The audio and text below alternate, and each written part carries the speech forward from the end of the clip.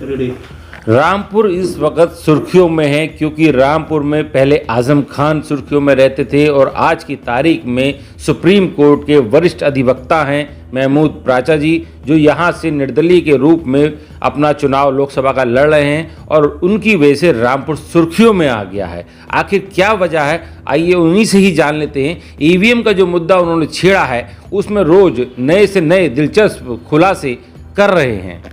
जी देखिए, आज मैंने ट्विटर हैंडल पे भी ट्वीट भी किया उसका, जो बात हम कह रहे थे, पहले से कह रहे थे कि चाइना और पाकिस्तान मिलके यहाँ के ईवीएम सिस्टम को हैक कर सकते हैं और भारतीय चुनाव को नुकसान पहुँचा सकते हैं, भारत की जनता की असली आवाज़ को रोक सकते हैं और मैनिपुलेट कर सकते हैं चुनाव। आज वो माइक्रोसॉफ्ट ने भी मान लिया है कि भारत में भी चाइना ने एक फ़ौज तैयार करके रखी हुई है अपने पास, जो भारत के चुनाव को गड़बड़ करने के लिए बैठी हुई है, एक साइबर उनकी एक सेना, और अमेरिका के, यूके के और साउथ कोरिया के इलेक्शंस को मैनिपुलेट करने के लिए एक फौज जो इंटरनेट के माध्यम से इन सारे चुनाव में गड़बड़ी करेगी। आर्टिफिशियल इंटेलिजेंस की प्रयोग से भी सोशल मीडिया और बाकी सब जगह को इन्फ्लुएंस करके करेगी, लेकिन ईवीएम से सिर्फ भारत में चुनाव होते हैं। तो जो ईवीएम को मैनिपुलेट करना, तो उसके लिए तो कोई आर्टिफिशियल इंटेलिजेंस की भी ज़रूरत नहीं है। हालांकि आर्टिफिशियल इंटेलिजेंस से इससे और भी आसानी से हैक हो सकता है लेकिन उससे भी बेसिक टेक्नोलॉजी से उनकी जो साइबर आर्मी है, जो बहुत मजबूत मानी जाती है चाइना की, वो भारत का इलेक्शन मैनिपुलेट कर सकती है। ये ईवीएम का सबसे बड़ा खतरा अब और भी बड़ा मंडराने लगा है देश पे, कि अगर हम ये भी प्रिज्यूम कर लें कि आरएसएस और बीजेपी इतने ईमानदार हो गए कि वो ईवीएम का हथियार चुनाव जीतने के लिए नहीं करेंगे, इतने वो एकदम संत हो गए, तब भी चाइना तो ऐसा काम कर ही सकती है। और सुब्रमण्यम स्वामी साहब, जो मोदी जी के पार्टी के और मोदी जी की जो संगठन है उसके बड़े नेता हैं, वो ये ओपनली कहते आ रहे हैं कि चाइना से मोदी जी डरते हैं और इसीलिए चाइना ने 4000 किलोमीटर करीब जगह लद्दाख की चाइना ने छीन लिया और मोदी जी उसके खिलाफ कुछ कर नहीं रहे क्योंकि वो चाइना से डरते हैं। तो क्या चाइना ये नहीं चाहेगा, सुब्रमण्यम स्वामी जी के शब्दों में, कि एक ऐसा प्रधानमंत्री आए जो उनसे डरता हो और वो और ज़मीन खाते जाएं भारत की? क्या ये बात विचारणीय नहीं है? देश की जनता को इसके बारे में नहीं सोचना चाहिए? इसीलिए हम बार बार बोल रहे हैं कि सब मुद्दों से बड़ा मुद्दा है देश की संसद को बचाना, देश की डेमोक्रेसी को बचाना, और वो जब ही बचेगी जब ईवीएम का बिल्कुल इस्तेमाल बंद हो जाए, पेपर बैलेट से ही चुनाव। अच्छा, आपने कहा कि चाइना हैक कर सकता है, तो क्या खाली इंडिया को ही हैक कर सकता है या कुछ और भी उसके पास कोई और ऐसी कंट्री हैं जिनको वो हैक कर सकता है? मैं ये माइक्रोसॉफ्ट की बात बता रहा हूँ आपको। माइक्रोसॉफ्ट ये कह रहा है कि वो इंडिया के चुनावी सिस्टम को, वो यूएस यानी कि अमेरिका के चुनावी सिस्टम को, यूके के चुनावी सिस्टम को और साउथ कोरिया के चुनावी सिस्टम को हैक करेगा। इंडिया में सबसे आसान इसलिए कि यहाँ पे तो इलेक्ट्रॉनिक वोटिंग मशीन से यानी कि ईवीएम से चुनाव हो रहा है, वहाँ तो पेपर बैलेट से चुनाव होंगे, इसलिए वो चुनावों की गड़बड़ी करने की जगह, मतलब मतपत्रों में गड़बड़ी करने की या मतों में गड़बड़ी करने की जगह, वहाँ वो और एडवांस टेक्नोलॉजी लगा रहे हैं कि वो पब्लिक ओपिनियन क्रिएट करें, अपने मन मुताबिक पब्लिक ओपिनियन क्रिएट करें। तो ये काम करने की भी क्षमता चाइना में है, लेकिन ईवीएम से तो ऐसे चुटकी बजाते वो इलेक्शन रिजल्ट ऐसे करा लेंगे कि उनके मनपसंद भारत की पार्लियामेंट के मेंबर ऑफ पार्लियामेंट बने। ये सबसे बड़ा खतरा है। कम से कम यूरोप में, यूके में, अमेरिका में और साउथ कोरिया में ये काम तो नहीं करा सकते कि वो मतों को ही चुरा लें, मगर यहाँ वो करा सकते हैं। अच्छा, बात करें तो यहाँ पर जैसे आपने ईवीएम का मुद्दा उठाया, तो अभी यहाँ हाल ही में सिलेबड़ा एक गाँव है, वहाँ पर दलित एक युवक को गोली मार दी गई थी, तो उसमें भी दोनों तरफ से एफआईआर दर्ज हुई, उसको लेकर क्या कहेंगे? कल आपका दौरा भी हुआ। देखिए, मैं ये कहूँगा उसके बारे में कि मैंने रामपुर की जनता के सामने नौकरी की अर्जी लगाई है। यही भारत का संविधान कहता है, चुनाव लड़ने जो लोग जाते हैं ना, वो नौकरी की अर्जी लगाते हैं उस क्षेत्र की जनता के सामने कि मैं आपका एक अच्छा नौकर साबित होऊंगा, आप मेरा एफिडेविट पढ़ो, मेरे बारे में रिसर्च करो इंटरनेट के माध्यम से, दूसरे माध्यमों से, और मुझे कोई टेस्ट करके देखो। तो मैं धन्यवाद करना चाहता हूं रामपुर की जनता का कि वो मुझे नौकरी देने में शायद इंटरेस्टेड लग रही है, इसीलिए वो बाकी किसी कैंडिडेट्स के सामने कोई टेस्ट भी नहीं रख रही है। उनसे उन्हें शायद उम्मीद नहीं है कि वो टेस्ट में खरे उतरने की कोशिश भी करेंगे। मेरे पास जैसे कल लोग आए कि भारतीय जनता पार्टी के एक बड़े ऑफिस बेरर हैं, वो रंगदारी का काम कर रहे हैं और पुलिस प्रशासन हमें बिल्कुल मदद नहीं कर रहा है बल्कि उन्हीं का साथ दे रहा है, और वो ये धमकी दे रहे हैं हम तुम्हें झूठे केसों में फंसा देंगे अगर तुम्हें रंगदारी नहीं दोगे। इसकी उन्होंने ऑडियो भी बनाई। पुलिस प्रशासन ने उनकी एफआईआर नहीं की तो मैंने जाके कल एफआईआर कराई। कल मैंने ये बात बोली थी कि मुझे शक है या यकीन नहीं है कि बीजेपी के बड़े पदाधिकारी भी इस सब चीज़ को सपोर्ट कर रहे होंगे। क्यों करेंगे? करेंगे तब अगर कल सामने से भी कोई कार्रवाई होती है, उसमें ये झूठा केस दर्ज कराने की चेष्टा की जाएगी। ये मैंने कल भी बोली थी बात। तब पता लगेगा कि ये जो रंगदारी का सिस्टम है इसके तार क्या ऊपर तक जुड़े हुए हैं या नहीं जुड़े हुए हैं। आज उसका सबूत आ गया जब जो अक्यूज लोग थे, जो रंगदारी मांग रहे हैं, उनकी तरफ से भी एक एफआईआर लिखने की बात मेरे सामने आ रही है। तो इसका मतलब पुलिस प्रशासन के भी कुछ भ्रष्ट अधिकारी एक्यूज लोगों से मिले हुए हैं जिन्होंने उनके पास जानकारी पहुंचाई और एक काउंटर कंप्लेंट ली। वैसी काउंटर कंप्लेंट जैसी धमकी वो रंगदारी करते हुए ऑडियो में कैद हो गए, उस रिकॉर्डिंग में कैद हो गए कि हम तुम्हें पुलिस से, बुलडोजर से, एफएसएसआई से हर तरीके से फंसवा देंगे। तो उन्होंने पुलिस से फंसवा ही दिया उन्होंने।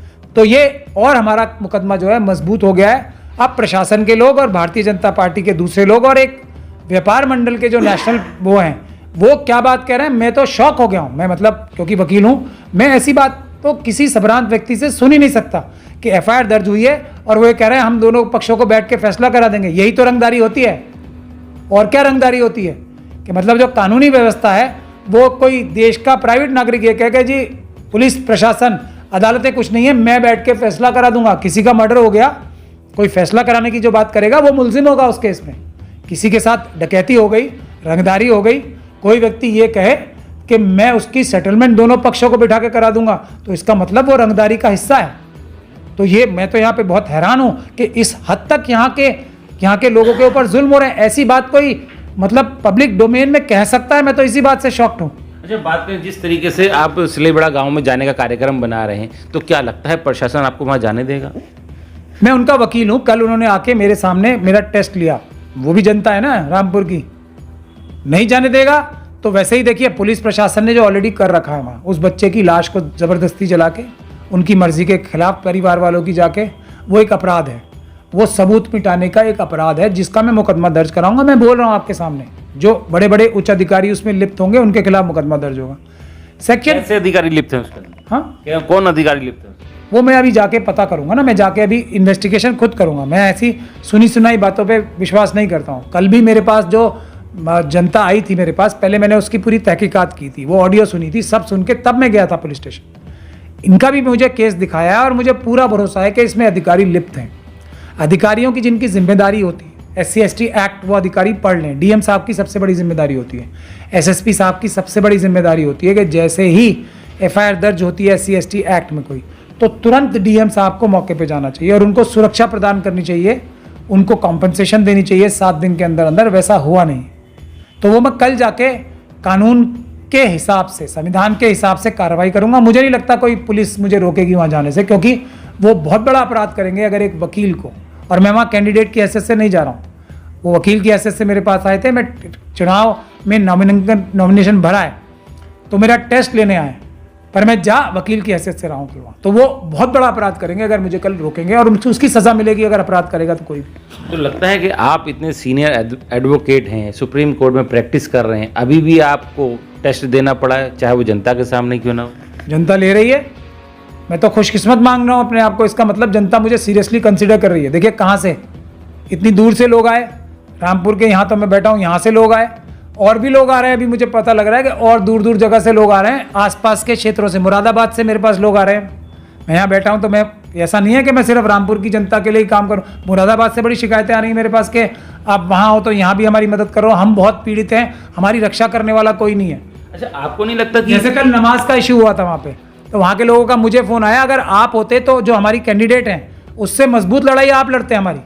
जो उनकी कैंडिडेट चुपचाप वहाँ पे जो रिक्वेस्ट कर रही थी, मैं तो पूरा कानून पढ़ा था ना उन्हें कि आप कैसे रोक सकते हैं, आप कोई प्रावधान दिखाइए। लेकिन क्योंकि ये मेरी एक्सपर्टीज़ है तो लोग ये कह रहे हैं कि अगर आप वहाँ पे आ जाते, भले ही आप कैंडिडेट नहीं हैं, तो आप वहाँ पे बेहतर लड़ाई लड़ते हैं रामपुर की जनता की भी। अभी मुझे यहाँ से संभल से भी लोग फ़ोन आ रहे हैं, वहाँ भी एक मस्जिद में प्रॉब्लम हो रही है कनात लगाने पे कुछ, तो मैं वहाँ भी जाऊँगा। मैं तो जनता की धरोहर हूँ। ये तो मैंने रामपुर की जनता से एक स्पेशल नौकरी मांगी है, अर्जी लगाई है, तो रामपुर की जनता का मेरे ऊपर पहला हक है। लेकिन बाकी सारी उत्तर प्रदेश की जनता की, देश की जनता का मेरे ऊपर हक है। मैं क्योंकि वकील हूँ, वकील भी देश की जनता के नौकर ही होते हैं, लेकिन ये मेरे स्पेशल मालिक बन सकते हैं रामपुर के लोग, अगर वो मुझे मौका दे रहे हैं तो। अच्छा, आप जनता के लिए जा रहे हैं, आप जिस जगह से चुनाव लड़े हैं वो रामपुर शहर है। रामपुर शहर में आजम खान उत्तर प्रदेश में दूसरे नंबर के मुख्यमंत्री माने जाते थे, उनके ऊपर 100 से अधिक मुकदमे हैं, लेकिन आपने उनके लिए हमदर्दी ऐसी क्यों नहीं दिखाई? क्या वजह रही? उन्होंने मेरा टेस्ट नहीं लिया, मैं तो बेकरार हूँ। वो मेरे तो पास जेल में है, टेस्ट कैसे ले? वकालतनामा ही तो भिजवाना है साइन करके। मेरे पास किसी अपने किसी एक जो उनका एक नुमाइंदा होगा, मैसेंजर होगा, भिजवाना है ना कि मैं आपको टेस्ट करना चाहता हूं कि आप ठीक नौकरी करोगे नहीं करोगे।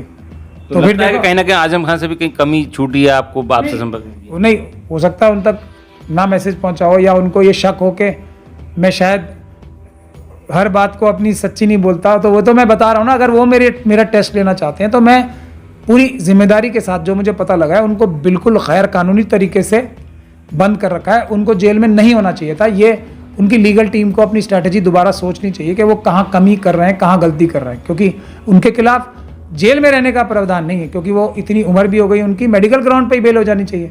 तो क्या लगता है कि किस स्तर पे आजम खान की, उनकी पत्नी की जमानत नहीं हो रही है, उनका बेटा भी जेल में, पूरा परिवार कहें तो जेल में है और बीमार भी हैं, क्या आप उनकी ऐसे समय में कोई मदद करेंगे? मैं तो तत्पर हूँ मदद करने के लिए। मैं बोल रहा हूँ ना, बिना केस की फाइल देखे मैं ये बोल सकता हूँ कि आजम खान साहब बीमार हैं, उनकी पत्नी बीमार है, दोनों काफ़ी उम्र है उनकी, इसी ग्राउंड पे उनकी बेल बनती है। और वो मेरा तो ट्रैक रिकॉर्ड है, बोलना नहीं चाहिए, वो अपने वकीलों का भी ट्रैक रिकॉर्ड देख ले और मेरे भी ट्रैक रिकॉर्ड, मेरा 100% ट्रैक रिकॉर्ड है। और मैं आजम खान साहब की इज्जत बहुत करता हूँ। तो भले ही सब व्यक्तियों में कमी होती है, मेरे अंदर भी कमी है। तो सब व्यक्तियों ने गलती की होती है कभी ना कभी, मैंने भी की है। लेकिन अभी जो है वो मजलूम है, उनके साथ जुल्म हो रहा है। और अमित शाह जी ने जो अभी उनकी जो पुरानी एक वीडियो वायरल कराई जा रही है ना, वो निज़ाम वाली, तो उसमें आजम खान साहब का नाम है। तो इसीलिए मैंने अमित शाह साहब के खिलाफ ऑलरेडी कानूनी कार्रवाई शुरू कर दी है, बिना उनसे बातचीत किए, क्योंकि वो मेरे अधिकार क्षेत्र में था। तो निज़ाम भारत का संविधान का स्थापित करेंगे। कोई अमित शाह साहब ऐसा कानून के खिलाफ जाके निज़ाम स्थापित करेंगे तो वो भी कानून के दायरे में आएंगे, और वो अपराध करेंगे तो जेल जाएंगे अमित शाह साहब।